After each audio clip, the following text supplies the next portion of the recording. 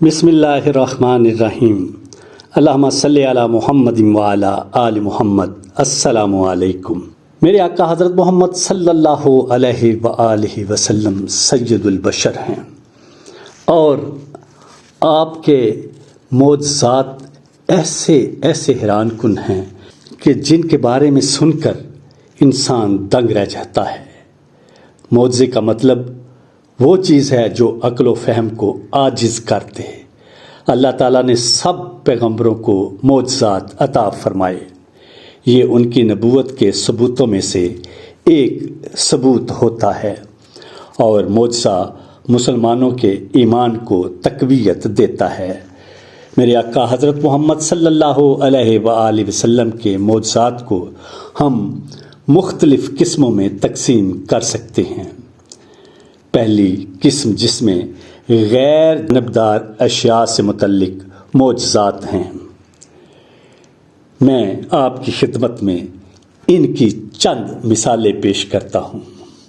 مسلم شریف میں ہے کہ رسول اکرم صلی اللہ علیہ وآلہ وسلم نے فرمایا کہ میں اس پتھر کو بخوبی پہچانتا ہوں جو میری نبوت سے پہلے بھی سلام کیا کرتا تھا۔ سبحان اللہ۔ اور پھر بخاری شریف میں ہے، حضرت عبداللہ بن مسعود رضی اللہ تعالی عنہ فرماتے ہیں کہ رسول اکرم صلی اللہ علیہ وآلہ وسلم نے کھانا منہ میں ڈالا تو ہم نے اس کھانے کو آپ صلی اللہ علیہ وآلہ وسلم کے منہ میں اللہ تعالیٰ کی تسبیح پڑھتے سنا۔ طبرانی میں ہے، حضرت ابو ذر غفاری رضی اللہ تعالی عنہ فرماتے ہیں کہ رسول اکرم صلی اللہ علیہ وآلہ وسلم نے کچھ کنکریاں اپنی ہتھیلی پر رکھیں تو ہم نے ان کنکریوں کو تسبیح پڑھتے سنا۔ پھر آپ صلی اللہ علیہ وآلہ وسلم نے وہ کنکریاں حضرت ابوبکر صدیق رضی اللہ تعالی حضرت ابوبکر صدیق رضی اللہ تعالی عنہ کی ہتھیلی میں رکھیں، تب بھی وہ کنکریاں تسبیح پڑھ رہی تھیں۔ آپ صلی اللہ علیہ وآلہ وسلم نے کنکریاں واپس لے لیں، اور پھر حضرت عثمان غنی رضی اللہ تعالی عنہ کی ہتھیلی پر رکھیں، تب بھی وہ کنکریاں تسبیح پڑھ رہی تھیں۔ جب ہمارے آقا حضرت محمد صلی اللہ علیہ وآلہ وسلم تشریف لے گئے، ہم نے وہ کنکریاں اپنے ہاتھ میں رکھیں تو ہمیں کسی قسم کی آواز نہ سنائی دی، پس کنکریوں کی آپ صلی اللہ علیہ وآلہ وسلم کے چھونے سے کایا پلٹ جاتی تھی، اور وہ بھی تسبیح بیان کرنی شروع کر دیتی تھی۔ مسند احمد میں ہے کہ رسول اکرم صلی اللہ علیہ وآلہ وسلم دیہاتیوں کے ایک سردار کے پاس کھڑے تھے۔ آپ صلی اللہ علیہ وآلہ وسلم نے سردار کو کہا کہ فلاں درخت کو اپنی طرف بلاؤ۔ سردار نے بلایا، درخت رینگتے ہوئے ان کے پاس آ گیا۔ آپ صلی اللہ علیہ وآلہ وسلم نے اسے کہا کہ واپس چلے جاؤ، تو درخت اپنی جگہ واپس چلا گیا۔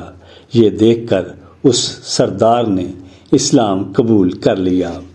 مسند احمد اور ابو داؤد میں ہے، حضرت جابر رضی اللہ تعالی عنہ کہتے ہیں کہ میں رسول اکرم صلی اللہ علیہ وآلہ وسلم کے ساتھ ایک صحرا میں تھا۔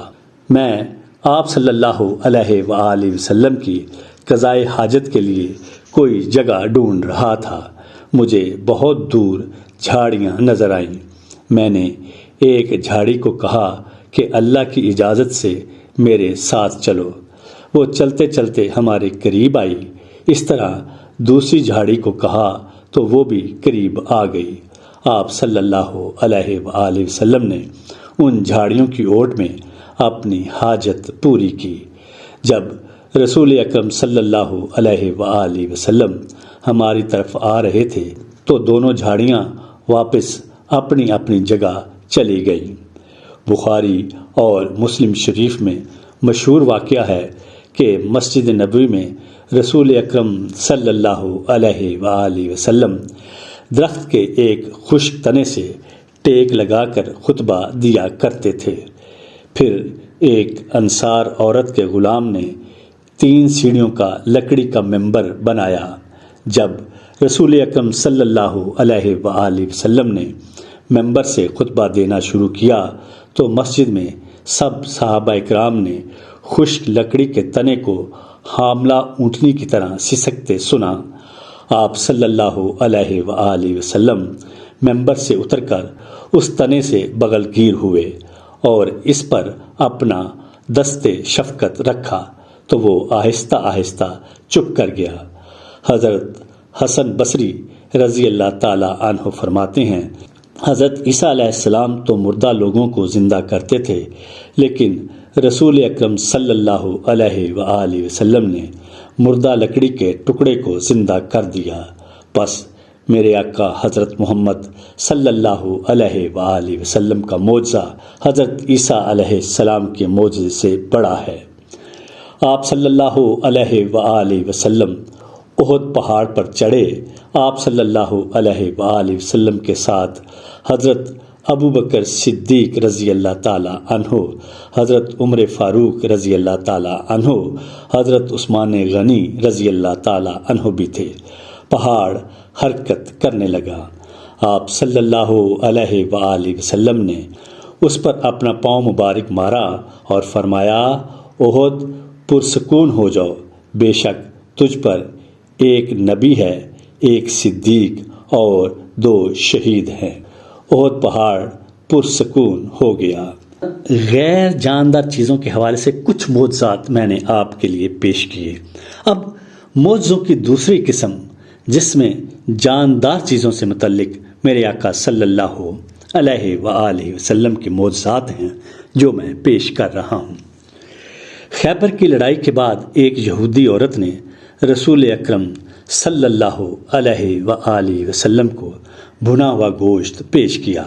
جب آپ صلی اللہ علیہ وآلہ وسلم نے اس گوشت کا ٹکڑا منہ میں ڈالا تو فوراً تھوک دیا۔ آپ صلی اللہ علیہ وآلہ وسلم نے فرمایا کہ اس گوشت کے ٹکڑے نے مجھے بتایا ہے کہ اس پر زہر لگا ہوا ہے۔ واضح ہو کہ ایک صحابی نے اس گوشت کا ٹکڑا نگل لیا تھا تو اس کی موت واقع ہو گئی۔ ابو داؤد میں ہے کہ ایک بار حضرت عبداللہ بن جعفر رضی اللہ تعالی عنہ رسول اکرم صلی اللہ علیہ وآلہ وسلم کے پیچھے اونٹ پر سوار تھے اور انصار کے ایک باغ میں داخل ہوئے۔ وہاں ایک اونٹ آپ صلی اللہ علیہ وآلہ وسلم کے پاس آیا اور اس اونٹ کی آنکھوں میں آنسو تھے۔ آپ صلی اللہ علیہ وآلہ وسلم نے اونٹ کے مالک کو بلایا اور فرمایا کہ تم بے زبان جانوروں کے بارے میں اللہ سے ڈرو۔ مجھے اس اونٹ نے شکایت کی ہے کہ تم اسے چارہ کم دیتے ہو، اس کو مارتے ہو اور اس سے کام زیادہ لیتے ہو۔ پس آپ صلی اللہ علیہ وآلہ وسلم رحمت للعالمین نے جانوروں کے حقوق کا تحفظ بھی کیا۔ مسند احمد میں ہے کہ انصار نے رسول اکرم صلی اللہ علیہ وآلہ وسلم کے پاس ایک اونٹ کے بارے میں شکایت کی کہ ان کا اونٹ پاگل ہو گیا ہے اور بہت خطرناک ہے۔ رسول اکرم صلی اللہ علیہ وآلہ وسلم اونٹ کے پاس بغیر کسی ڈر کے گئے تو اس اونٹ نے اپنا سر جھکا کر آپ صلی اللہ علیہ وآلہ وسلم کی گود میں رکھ دیا، گویا آپ صلی اللہ علیہ وآلہ وسلم کو سجدہ کر رہا تھا۔ انصار نے یہ دیکھ کر عرض کیا کہ یہ اونٹ آپ صلی اللہ علیہ وآلہ وسلم کو سجدہ کر رہا ہے، کیا ہمیں بھی آپ صلی اللہ علیہ وآلہ وسلم کو سجدہ کرنا چاہیے؟ آپ صلی اللہ علیہ وآلہ وسلم نے فرمایا، ایک انسان کو کسی دوسرے انسان کو سجدہ کرنے کی اجازت نہیں۔ رسول اکرم صلی اللہ علیہ وآلہ وسلم کی مکہ سے مدینہ ہجرت کے دوران سراقہ بن مالک کا واقعہ میں پہلے کسی پروگرام میں بیان کر چکا ہوں۔ سراقہ کے گھوڑے نے 3 بار کوشش کی کہ آپ تک پہنچے، لیکن ہر بار اس کے پاؤں ریت میں دھنس جاتے تھے۔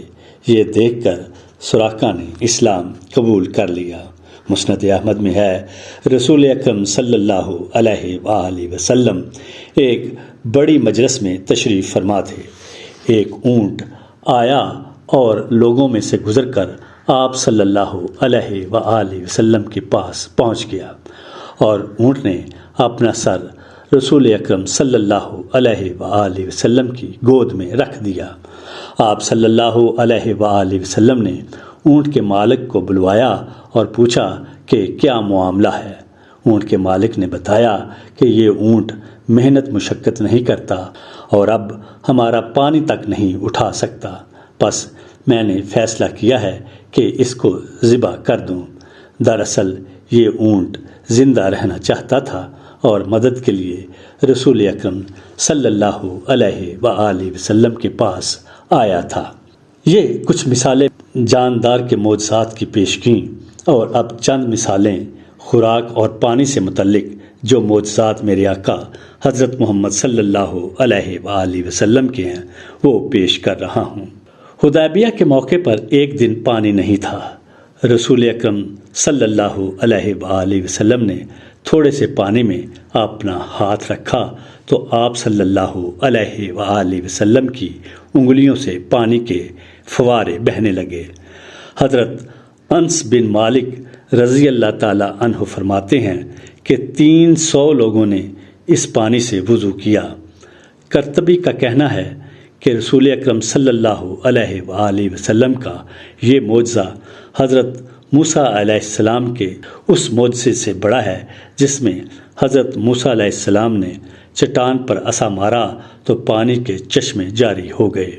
حضرت حلیمہ سعدیہ رضی اللہ تعالی عنہا نے رسول اکرم صلی اللہ علیہ وآلہ وسلم کو بچپن میں رضاعت کے لیے لیا تو فاقے اور غربت کے باوجود حضرت حلیمہ سعدیہ رضی اللہ تعالی عنہا کا سینہ دودھ سے بھر گیا، اور آپ صلی اللہ علیہ وآلہ وسلم اور آپ کی ستیلی بہن پیٹ بھر کر دودھ پی لیتے۔ حضرت حلیمہ سعدیہ رضی اللہ تعالی عنہا کی بکریوں کے پستان بھی دودھ سے بھر گئے۔